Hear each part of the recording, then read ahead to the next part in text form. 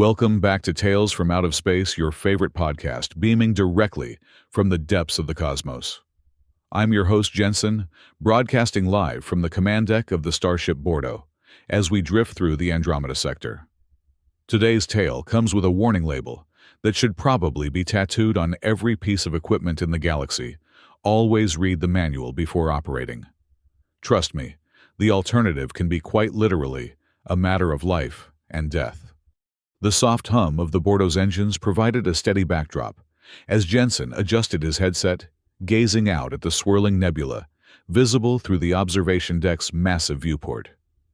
The ship was a marvel of interstellar engineering, home to over 3,000 crew members from dozens of different worlds and species, each bringing their own customs traditions and, most importantly, their own understanding of what constituted a medical emergency.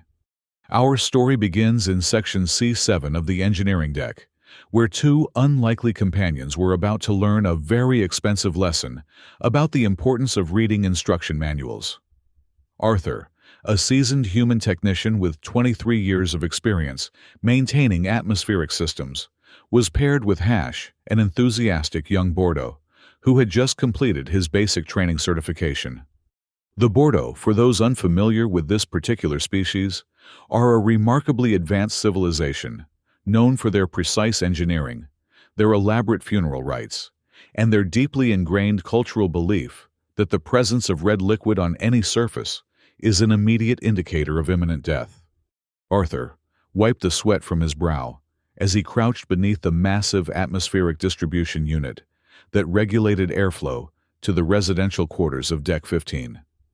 The unit had been malfunctioning for 3 days, causing temperature fluctuations that had the residents filing complaint forms faster than the administrative department could process them. As the ship's senior atmospheric technician, Arthur had been called in to diagnose and repair the problem, a task that would normally take him about 2 hours working alone. However, regulations required that all major system repairs be conducted with a partner, which is how he found himself working alongside Hash, whose enthusiasm for his new position was matched only by his complete lack of practical experience. The young Bordeaux stood nearly 7 feet tall with the characteristic blue-green skin and large, expressive eyes of his species. His uniform was immaculate, his tool belt organized with military precision, and his eagerness to help was both endearing and occasionally overwhelming. "Hand me the pressure calibrator, Hash," Arthur called out, his voice muffled, as he worked inside the access panel. The cylindrical device with the digital readout. Hash rifled through his perfectly organized toolkit, eventually producing the requested instrument. "Here you are, Senior Technician Arthur. Might I inquire about the specific nature of the malfunction we are addressing today?" Arthur couldn't help but smile at the young alien's formal speech patterns. All Bordeaux spoke with the same precise, courteous manner, a cultural trait that made them excellent bureaucrats and engineers, but sometimes made casual conversation feel like a diplomatic summit. "The circulation pump is running about 15% below optimal efficiency," Arthur explained, accepting the calibrator and connecting it to the system's diagnostic port. "Could be a blocked filter, could be a worn impeller, could be that someone spilled coffee into the control circuit again. We won't know until we run a full diagnostic." As Arthur worked, Hash observed with the intense concentration of someone determined to learn everything possible about his new profession.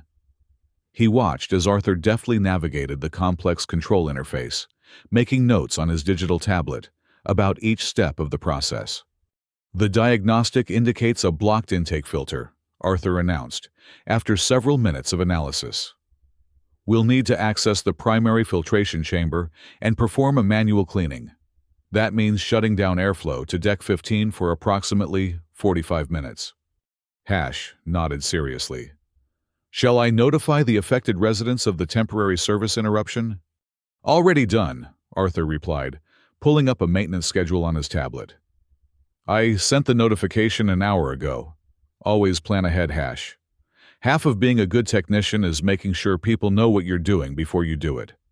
Arthur began the process of shutting down the atmospheric system, working through a carefully choreographed sequence of switch throws and button presses. Each action was logged automatically by the ship's central computer, creating a detailed record of the maintenance procedure. The Bordeaux had designed their ships with redundant safety systems and meticulous documentation requirements, a reflection of their cultural obsession with order and precision. "Now we wait for the system to depressurize," Arthur said, settling back on his heels. "The manual says 15 minutes, but I always give it 20. Better safe than sorry." Hash consulted his own copy of the maintenance manual, cross-referencing the procedure with Arthur's actions. The young Bordeaux had memorized vast portions of the technical documentation, but he was still learning to translate theoretical knowledge into practical application. "Senior Technician Arthur, I have been reviewing the emergency procedures section of the manual." Hash said, his large eyes reflecting the glow of his tablet screen. "It states that any observation of red liquid in a work area must be immediately reported to medical personnel, as it indicates a potentially fatal injury to organic crew members." Arthur glanced up from his own tablet where he was reviewing schematics of the filtration system. "That's correct, Hash. Standard safety protocol across the fleet. Blood is blood, regardless of species. You see red, you call medical. Simple as that." "I understand the logic," Hash continued, "but I confess I find it somewhat difficult to distinguish between various red substances. Human blood, for instance, appears quite similar to several common lubricants and coolants used in ship maintenance." "Practice," Arthur said with a grin. "After a few years on the job, you'll be able to tell the difference between blood and strawberry jam from across the room. Though, hopefully, you won't encounter either one in your work area." The two technicians continued their conversation while waiting for the system to depressurize, with Arthur sharing stories from his years of experience and Hash asking detailed questions about proper procedures. It was the kind of mentoring relationship that had been the backbone of technical training for generations, the passing of practical wisdom from experienced hands to eager newcomers. When the system pressure gauge finally indicated it was safe to proceed, Arthur gathered his tools and prepared to access the filtration chamber. The chamber was located behind a heavily reinforced access panel that required both a specialized tool and considerable physical effort to remove. "Stand back a bit, Hash," Arthur instructed as he positioned his magnetic wrench on the first of 6 securing bolts. "These panels can be stubborn, and the last thing we want is for one of us to get hurt during a routine maintenance procedure." Arthur applied steady pressure to the wrench, gradually loosening the bolt. The Bordeaux engineers had designed these access panels to be extremely secure, requiring significant torque to remove. As he worked, small beads of perspiration formed on his forehead and began to drip down his face. "The engineering specifications indicate that these bolts should be replaced every 5,000 operating hours," Hash observed, consulting his manual. "When was the last replacement cycle for this particular unit?" Arthur paused in his work to check the maintenance logs on his tablet. "Let's see. Looks like they were replaced about 8 months ago. Still well within the recommended service interval." He returned to his work, applying more pressure to the stubborn bolt. The wrench slipped slightly, and Arthur had to readjust his grip. As he did so, a small drop of perspiration fell from his forehead and landed directly on the bright blue handle of his screwdriver, which was lying on the deck nearby. Hash, who had been watching the procedure with characteristic attention to detail, noticed the small red droplet immediately.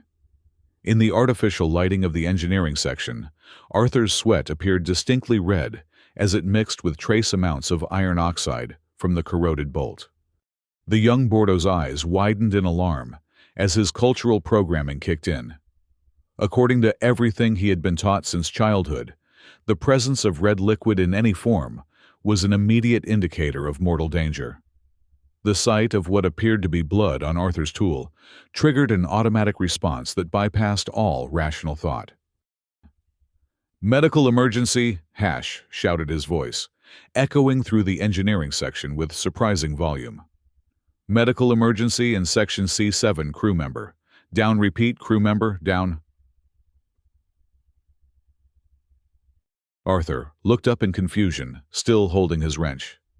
"Hash, what are you talking about? What emergency?" But Hash was already activating the emergency medical beacon on his communicator, sending an automatic distress signal to the ship's medical department. The beacon was designed to be used only in the most serious situations, instantly alerting all medical personnel and triggering a ship-wide emergency response protocol. "Hash, calm down," Arthur said, setting down his tools and standing up. "What's wrong? What did you see?" Hash pointed at the screwdriver with a trembling finger. "The blood, Senior Technician Arthur. There is blood on your implement. You are injured and in mortal peril." Arthur followed Hash's gaze to his screwdriver and immediately understood the misunderstanding. The small droplet of sweat tinted red by iron particles from the corroded bolt did indeed look like a drop of blood under the harsh work lights. "Hash, that's not blood," Arthur began, but his explanation was cut short by the wailing of emergency sirens throughout the ship. The medical alert beacon had triggered the Bordeaux's comprehensive emergency response system, alerting every department to a potential medical crisis in the engineering section. "Oh no," Arthur muttered, realizing the magnitude of the misunderstanding that was about to unfold. "Hash, we need to cancel that alert right now." But it was too late. The sound of running footsteps echoed through the corridors as the ship's emergency medical team responded to the distress call. The Bordeaux took medical emergencies with absolute seriousness, and their response protocols were designed to handle the most severe trauma cases with maximum efficiency and speed. The first to arrive was Dr. Melodious Trill, the ship's chief medical officer, followed closely by a team of 4 medical technicians carrying emergency trauma equipment. Dr. Trill was a Bordeaux herself, with the same formal manner and precise movements characteristic of her species. But she also possessed a calm authority that came from decades of experience treating injuries across multiple species. "Where is the injured crew member?" Dr. Trill demanded, as she burst into the engineering section, her medical scanner already activated and sweeping the area for signs of trauma. Hash immediately pointed at Arthur. "Senior Technician Arthur has suffered a significant injury, Dr. Trill. There is evidence of blood loss on his equipment." Arthur raised his hands in a gesture of surrender. "Doctor, there's been a misunderstanding. I'm not injured. That's just sweat on my screwdriver, not blood." But Dr. Trill was already conducting her preliminary scan, and her expression grew increasingly concerned as she reviewed the readings. Arthur's elevated heart rate and perspiration, normal results of physical exertion, appeared on her scanner as potential indicators of shock and trauma. "Patient shows signs of cardiovascular stress and excessive perspiration," Dr. Trill announced to her team. "Possible internal bleeding or systemic trauma. Prepare for emergency transport to medical bay." "Doctor, please listen to me," Arthur said, backing away as the medical team advanced with their equipment. "I am not injured. I was working on the atmospheric system. I got a little sweaty and Hash mistook a drop of sweat for blood. That's all." But the medical team was already implementing their emergency protocols. In Bordeaux medical training, patient denial of injury was considered a common symptom of shock and head trauma. The more vehemently Arthur protested his health, the more concerned the medical team became about his condition. "Patient is exhibiting signs of confusion and disorientation," one of the medical technicians observed. "Possible concussion or internal head injury." "No, no, no," Arthur said, continuing to back away. "I am not confused. I am not disoriented. I am a perfectly healthy human who was doing his job when my well-meaning partner mistook sweat for blood." Dr. Trill gestured to her team. "Patient is becoming agitated. Administer mild sedative and prepare for emergency transport." Arthur's eyes widened as he saw one of the technicians preparing a hypodermic injector. While Bordeaux medical technology was highly advanced, their sedatives were calibrated for Bordeaux physiology, not human metabolism. What would be a mild tranquilizer for a 7-foot Bordeaux could potentially knock Arthur unconscious for hours. "That sedative could kill me," Arthur protested, dodging around a bank of equipment as the medical team tried to corner him. Human and Bordeaux physiologies are completely different. Patient is exhibiting paranoid delusions, Dr. Trill noted clinically. Increased concern for severe head trauma. Full emergency protocols authorized. Arthur found himself trapped between the medical team and the atmospheric processing unit he had been repairing. The situation had spiraled completely out of control with every word he spoke, and every action he took being interpreted as further evidence of serious injury. Hash, meanwhile, stood frozen in horror as he watched the scene unfold. His training had taught him to trust medical professionals completely, but he was beginning to suspect that something had gone terribly wrong with his emergency call. "Wait," Hash said uncertainly. "Perhaps we should examine the evidence more carefully before proceeding with treatment." But Dr. Trill was already directing her team to surround Arthur. "Patient requires immediate medical intervention. Deploy restraint field." One of the medical technicians activated a portable force field generator, creating an invisible barrier that prevented Arthur from moving beyond a small circle near the atmospheric unit. The technology was designed to contain patients who might injure themselves during medical emergencies, but to Arthur, it felt like being trapped in an invisible cage. "This is insane," Arthur muttered, pressing against the invisible barrier. "I am being held prisoner because my sweat looks like blood under work lights." Dr. Trill stepped forward with her medical scanner conducting a more detailed examination.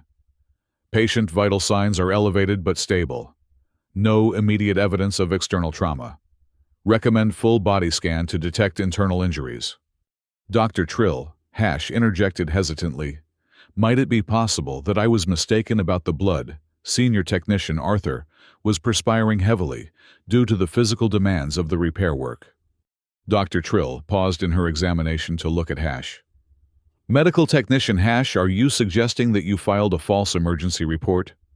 The weight of Bordeaux protocol and hierarchy fell heavily on Hash's shoulders. Filing a false medical emergency was considered a serious offense, potentially resulting in disciplinary action and reassignment. But allowing a crew member to suffer due to inadequate medical response was considered far worse. I am uncertain," Dr. Hash admitted. The substance on senior technician Arthur's tool did appear to be blood, but now I wonder if my inexperience led me to misinterpret the evidence. Arthur, still trapped within the restraint field, seized on Hash's moment of doubt. "Hash is right, Doctor. Look at your scanner readings. Do I show any signs of actual injury? Any wounds, any blood loss? Any trauma indicators beyond elevated heart rate due to this ridiculous situation?" Dr. Trill consulted her medical scanner, reviewing the detailed readouts with the methodical precision of her species. After several minutes of analysis, she began to look somewhat uncertain. "Patient shows no evidence of external wounds," she admitted. "Internal scans detect no bleeding, no organ damage, no bone fractures. Elevated vital signs are consistent with stress response rather than trauma shock." "Exactly," Arthur said, relief evident in his voice. "I am stressed because I am being treated as a medical emergency when I was simply doing my job." The red substance Hash observed was perspiration, mixed with iron oxide from a corroded bolt, not blood. Dr. Trill walked over to examine Arthur's screwdriver, which still lay on the deck where he had dropped it. She activated her scanner's chemical analysis function and directed it at the small red droplet. "Substance analysis indicates 93% water, 6% sodium chloride trace minerals, and iron oxide particles," she announced. "Composition consistent with human perspiration contaminated with metallic corrosion products. No organic blood components detected." A collective sigh of relief went through the assembled medical team, followed immediately by the kind of embarrassed silence that accompanies the realization of a significant mistake. "So," Arthur said carefully, "can I assume that I am no longer considered a medical emergency?" Dr. Trill deactivated the restraint field with obvious reluctance. "Patient is cleared for return to normal duties. However, I recommend a full physical examination within the next 48 hours to ensure no underlying health issues contributed to excessive perspiration during routine maintenance activities." Arthur stepped out of the invisible barrier, stretching muscles that had been tense with frustration and anxiety. Doctor, I appreciate your concern, but I perspire when I do physical work because I am human, and that is how human physiology functions. It's not a medical condition, it's basic biology. Nevertheless, Dr. Trill said formally, the examination is recommended. Medical department policy requires follow-up care for all emergency response situations, regardless of initial diagnosis. As the medical team began packing up their equipment, Hash approached Arthur with an expression of profound embarrassment. The young Bordeaux's formal posture had wilted considerably, and his large eyes reflected genuine distress. Senior Technician Arthur, I must offer my most sincere apologies for this regrettable incident.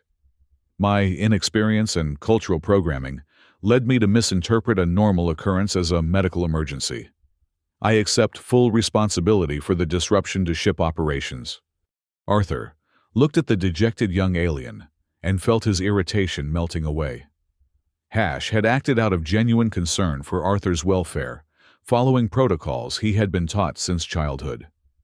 The misunderstanding was embarrassing and disruptive, but it came from a place of caring rather than malice. Hash, it's okay, Arthur said, placing a reassuring hand on the Bordeaux's shoulder. You were trying to help, and that's what matters. Yes, you made a mistake, but it was an honest mistake based on your training and culture. The important thing is that we both learned something today. What have we learned? Hash asked, his voice reflecting genuine curiosity, mixed with lingering embarrassment. Arthur gestured toward the atmospheric processing unit they had been repairing. We learned that before we react to what we think we see, we should take a moment to consider alternative explanations. We learned that different species have different physiological responses to physical exertion. And most importantly, we learned that understanding the equipment manual includes understanding the biological and cultural context in which that equipment operates. Dr. Trill, who had been listening to their conversation while supervising the packing of medical equipment, nodded approvingly. Both crew members demonstrate appropriate learning responses to the incident. I recommend this situation be used as a case study for future cross-species training protocols. As the medical team departed, Arthur and Hash found themselves alone once again in the engineering section. The atmospheric processing unit still awaited repair, and they had lost nearly an hour dealing with the emergency response. The residents of Deck 15 would have to endure temperature fluctuations for a bit longer while they completed their work. Shall we return to our maintenance activities? Hash asked, his formal speech patterns intact, but his tone noticeably more subdued. Absolutely, Arthur replied, picking up his screwdriver and wiping off the offending droplet of sweat.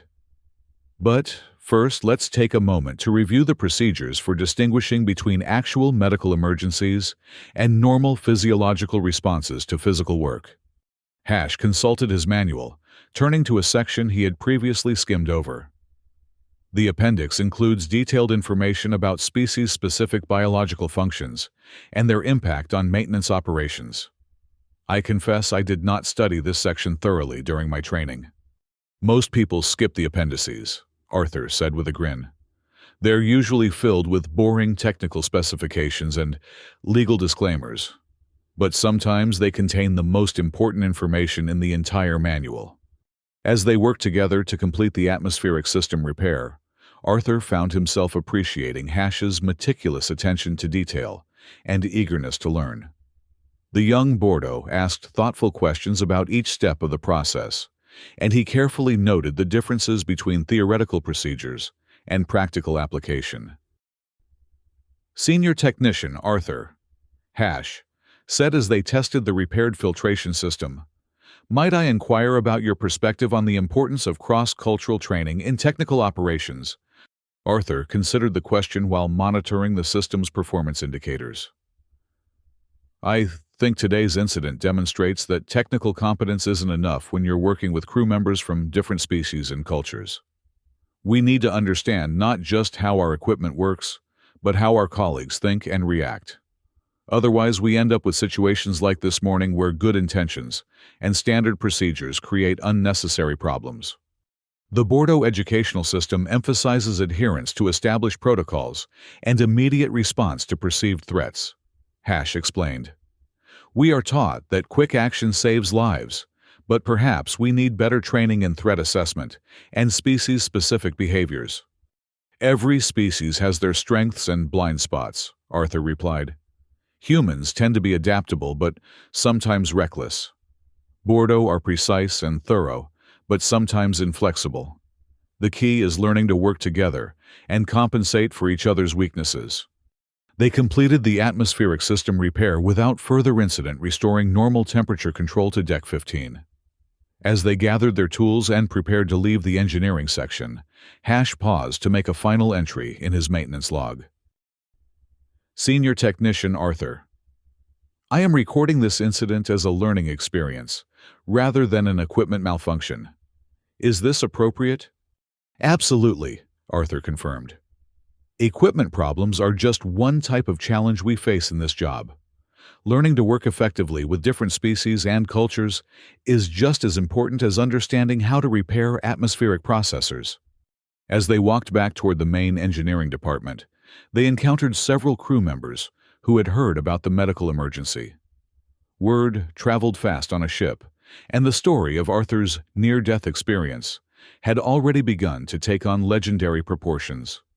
Arthur, thank goodness you're alive, called out Patricia Chen, a human engineer from the propulsion section. We heard you were bleeding to death in Section C7. Greatly exaggerated, Arthur replied with a wry smile. I was perspiring to death, which is considerably less dramatic. As they continued down the corridor, more crew members approached with expressions of concern and relief.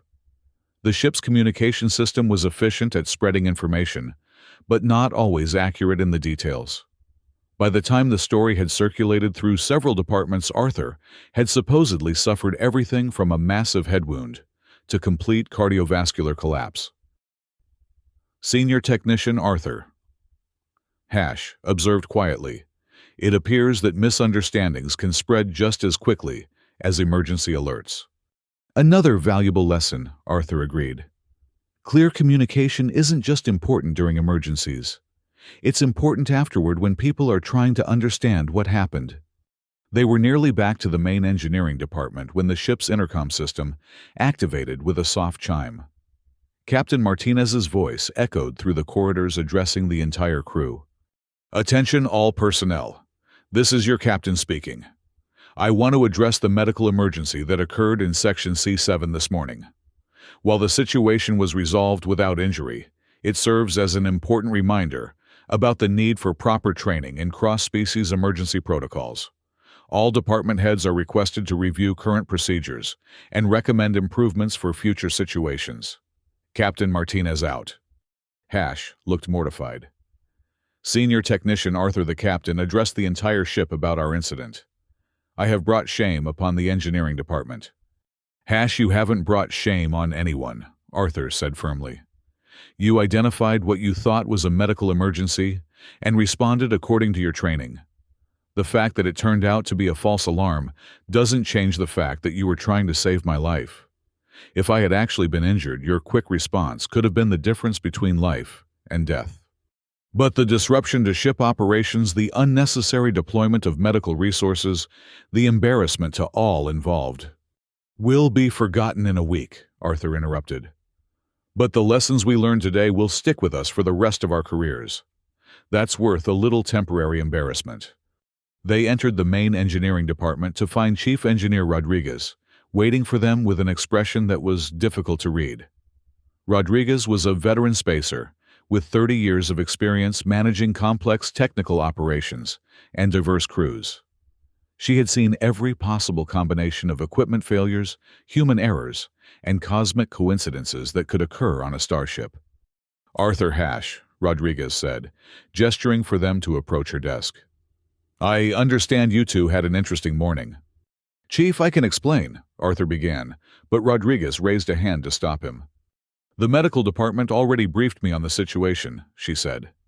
A case of mistaken identity involving perspiration and iron oxide. No injuries, no equipment damage, no permanent harm to anyone's dignity. Is that accurate? Yes, Chief, both technicians replied simultaneously. Rodriguez nodded thoughtfully. Good. Now let me ask you both a question. What did you learn from this experience? Hash straightened to attention. Chief Engineer Rodriguez, I learned the importance of thorough threat assessment before activating emergency protocols. I also learned that cultural assumptions can lead to misinterpretation of normal biological functions in other species. And you, Arthur? I learned that working with crew members from different backgrounds requires patience and understanding. I also learned that our emergency response protocols work exactly as designed, even when they're not actually needed. Excellent, Rodriguez said with a slight smile. Both of you demonstrated professional growth in response to an unexpected situation. That's exactly what I want to see from my team. She pulled up a file on her computer terminal. I'm recommending both of you for additional cross-species training certification. Arthur, you'll help develop new training protocols for human technicians working with Bordeaux partners. Hash, you'll assist with developing better species identification training for emergency response situations. Hash looked surprised. Chief Engineer, you are not disciplining us for the false emergency report. Hash, in 30 years of engineering, I've seen crew members injured because someone hesitated to call for help when they weren't sure if it was really an emergency. I've never seen anyone seriously harmed by a false alarm that was made with good intentions. You erred on the side of caution and concern for your partner's welfare. That's exactly what I want from my people. Arthur felt a wave of relief and pride. The morning's chaos had turned into an opportunity for professional development and recognition. More importantly, he had gained a better understanding of his Bordeaux colleague and the cultural factors that influenced his behavior. Chief, when do we start the additional training? Arthur asked. Next week, Rodriguez replied. Dr. Trill is developing the curriculum in cooperation with the Cultural Affairs Department. You'll be among the first crew members to participate in the new program. As they prepared to leave Rodriguez's office, the chief engineer called out one final comment. Oh, and gentlemen, next time you're working on atmospheric systems, you might want to bring a towel. Arthur and Hash exchanged glances and began to laugh. The absurdity of the morning's events had finally struck them both, and the relief of avoiding serious consequences made everything seem suddenly hilarious. A towel, Arthur repeated, wiping tears from his eyes. All of this could have been prevented with a simple towel. I shall add personal hygiene supplies to my standard equipment checklist, Hash said solemnly, which only made Arthur laugh harder. They were still chuckling as they made their way to the cafeteria for lunch. The story of their morning adventure had preceded them, and they found themselves the center of attention as crew members approached to hear the details firsthand. So it really was just sweat, asked Lieutenant Kim from the navigation department. Sweat mixed with rust particles, Arthur confirmed. Under the work lights, it looked exactly like blood. And you really thought Arthur was dying? Someone else asked Hash. In Bordeaux culture, the presence of red liquid indicates mortal injury, Hash explained patiently. It was a reasonable conclusion based on my training and experience. As they sat down with their lunch trays, Arthur noticed that Hash was still consulting his manual reading sections. He had apparently never studied before. Finding anything interesting? Arthur asked. The appendix contains fascinating information about physiological differences between species, Hash replied. Did you know that Rigelian crew members excrete excess minerals through their skin, creating colorful crystalline deposits that might be mistaken for injuries by other species? I did not know that, Arthur admitted. What else does it say? Hash turned several pages. Centaurian crew members shed their outer skin layer monthly, which can be mistaken for severe burns. Altarian crew members occasionally emit bioluminescent secretions when excited, which might be interpreted as signs of electrical injury. Arthur leaned back in his chair, considering the implications. How many potential misunderstandings are we walking around with every day because we don't understand each other's basic biology? According to this manual, approximately 47 different species, specific conditions, could be mistaken for medical emergencies, by personnel from other cultures. Hash read. The manual recommends comprehensive cross-species training for all crew members involved in emergency response. Sounds like we're going to be busy with that new training program, Arthur said. As they finished their lunch, Arthur reflected on the morning's events. What had started as a routine maintenance call had turned into a ship-wide emergency, then a learning experience, and, finally, an opportunity for professional development. It was exactly the kind of unpredictable situation that made life aboard a starship both challenging and rewarding.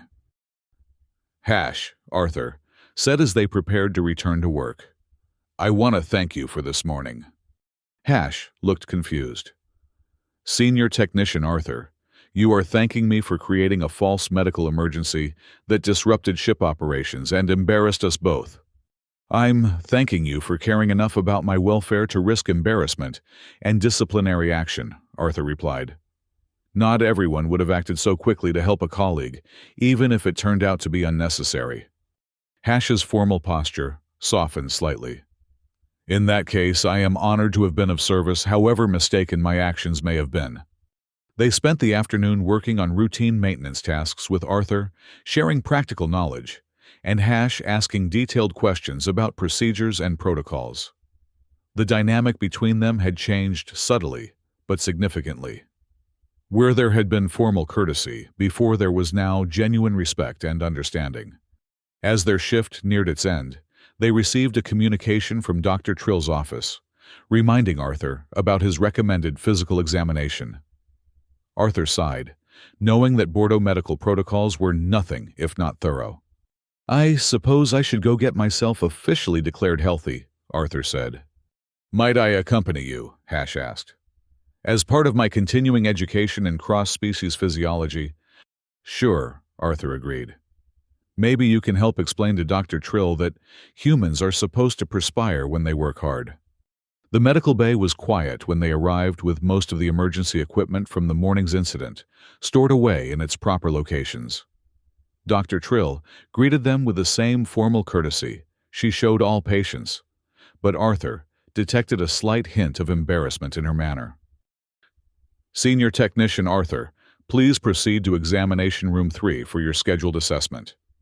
Medical Technician Hash, you are welcome to observe if Senior Technician Arthur provides consent. The examination was thorough, but routine, confirming what everyone already knew: Arthur was in perfect health. Dr. Trill documented his normal vital signs, recorded his physiological responses to mild exercise, and noted the normal function of his perspiration mechanisms. Patient demonstrates optimal health parameters for human male of stated age and occupation. Dr. Trill announced for the record. Perspiration response to physical exertion falls within normal ranges for human physiology. No medical intervention required. Doctor, Hash interjected respectfully, might I request clarification about human perspiration rates compared to Bordeaux physiology? Dr. Trill consulted her medical database. Humans perspire at approximately 10 times the rate of Bordeaux under similar physical stress conditions. Human perspiration serves as a primary cooling mechanism, while Bordeaux physiology relies more heavily on behavioral temperature regulation. So, when Senior Technician Arthur was working on the atmospheric system, his perspiration rate would have been significantly higher than what a Bordeaux would experience under similar circumstances. Hash asked. Correct. What would be considered normal exertion for a Bordeaux might produce substantial perspiration in a human. This physiological difference should be noted in future cross-species work assignments. Arthur nodded approvingly. Doctor, would you be willing to include this information in the cross-species training curriculum that Chief Rodriguez mentioned? Absolutely, Dr. Trill replied. This incident has highlighted several gaps in our current training protocols. We need better education about normal physiological variations between species, not just emergency medical procedures. As they left the medical bay, Arthur felt a sense of closure about the morning's events. What had begun as a simple misunderstanding had evolved into an opportunity for genuine improvement in ship operations and crew relations. Hash, Arthur said as they walked back toward their quarters. I have a question for you. Please proceed, Senior Technician Arthur. How do you feel about being assigned to work with human crew members? I know some species prefer to work with their own kind. Hash considered the question carefully. Initially, I was concerned about the challenges of cross-species cooperation. Bordo training emphasizes precision and adherence to established protocols, while humans are known for adaptability and improvisation. I worried that these different approaches might create conflicts. And now I believe that these differences are complementary rather than conflicting, Hash replied. Your flexibility helps me think beyond rigid protocols, while my attention to detail hopefully helps you avoid overlooking important safety considerations. Arthur smiled. I think we make a good team, Hash, even when we're creating ship-wide medical emergencies. Indeed, Hash agreed, though perhaps we should strive to create fewer emergencies in the future. Definitely, Arthur laughed. My cardiovascular system can't handle that much excitement on a regular basis. As they reached the crew quarters section of the ship, they encountered several off-duty crew members who had heard various versions of the morning's story. The tale had grown in the telling, with some versions featuring Arthur performing complex repairs while suffering from massive blood loss, and others describing Hash as a hero who single-handedly prevented a medical catastrophe. The truth is usually less dramatic than the legend, Arthur observed, as they listened to one particularly embellished retelling of events. But perhaps no less valuable, Hash added thoughtfully. Even if the specific details become distorted, the core lesson about cross-species understanding remains valid. They parted ways at the corridor junction, leading to their respective quarters, with plans to meet the following morning for another day of routine maintenance and hopefully fewer medical emergencies. Arthur found himself looking forward to continuing their professional partnership and the learning opportunities it provided. That evening, as Arthur settled into his quarters to review technical manuals and maintenance schedules, he received a message from Jensen, the host of Tales from Out of Space. The podcast producer had heard about the day's events and wanted to interview Arthur about his experience for an upcoming episode. Arthur considered the request carefully. While he wasn't particularly eager to broadcast his embarrassing morning to listeners across the galaxy, he recognized that sharing the story might help other crew members avoid similar misunderstandings. He composed a brief reply agreeing to the interview with the condition that Hash be included as a co-participant.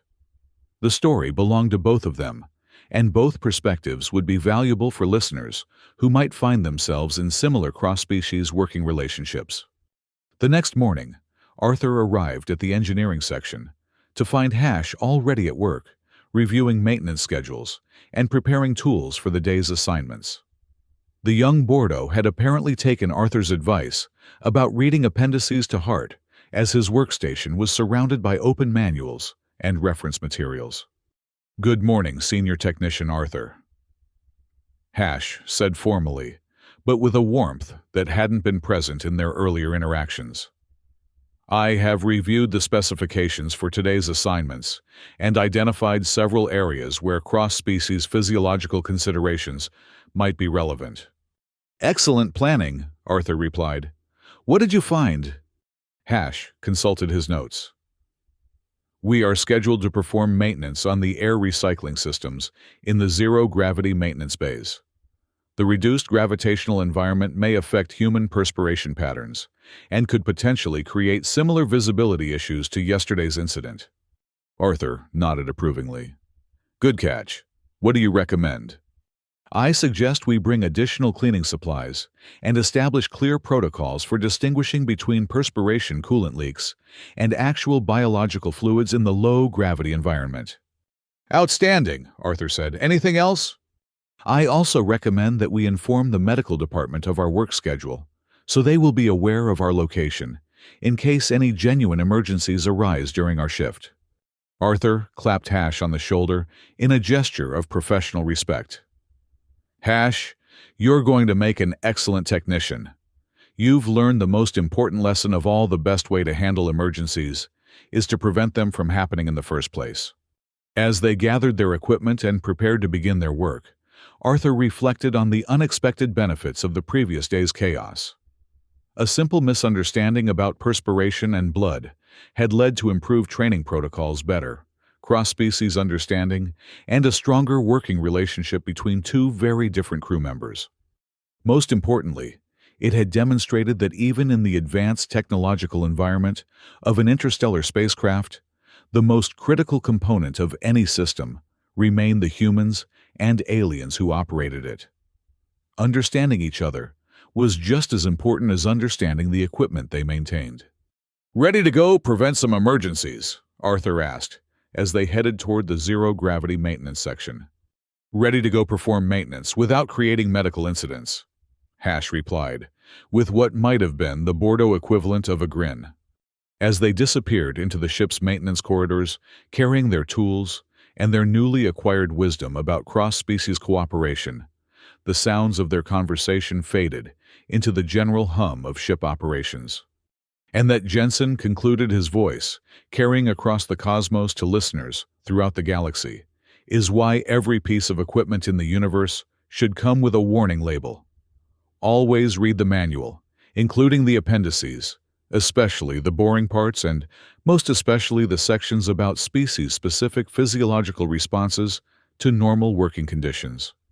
Because sometimes the difference between sweat and blood is the difference between a routine maintenance call and a ship-wide medical emergency. Next week on Tales from Out of Space, we'll explore the fascinating story of how a simple computer virus taught an entire crew the importance of backing up their cultural databases. Until then, this is Jensen reminding you to always read the fine print, keep your emergency protocols up to date, and never underestimate the importance of a good towel. The soft chime of the broadcast's end echoed through the command deck as Jensen smiled and began preparing for his next show, already thinking about the countless other stories of interstellar mishaps and cross-cultural learning that filled the daily life aboard the starship Bordeaux. Somewhere in the ship's maintenance sections, Arthur and Hash continued their work, two professionals from different worlds who had learned that understanding each other was the most important maintenance task of all.